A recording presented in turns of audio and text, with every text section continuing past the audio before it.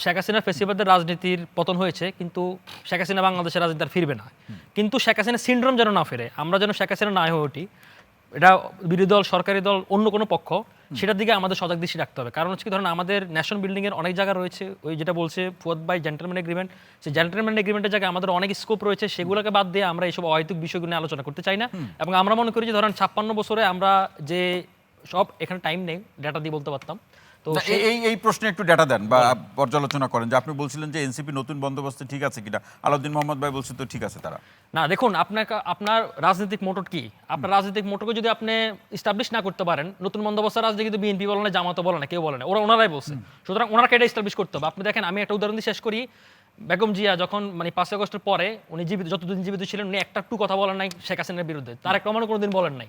বিএনপির senior leader, almost যারা front লাইনের লিডার, মাজার লিডার, তারাও কোনোদিন আপনি বলতে শুনবেন না। কিন্তু দেখবেন নাসিরউদ্দিন পাটোয়ারি কিন্তু তাদের ডিফেক্টো সেকেন্ড ম্যান, এনসিপির ডিফেক্টো সেকেন্ড ম্যান, এবং শুধু এটা কিন্তু একটা পরিকল্পনাভাবে আগাচ্ছে। নাম কেন? আচ্ছা, ওকে, ফাইন, আমি আর নাম নিলাম না। এগুলো নিয়ে ওযু করতে হবে তো, এই নাম নিতে।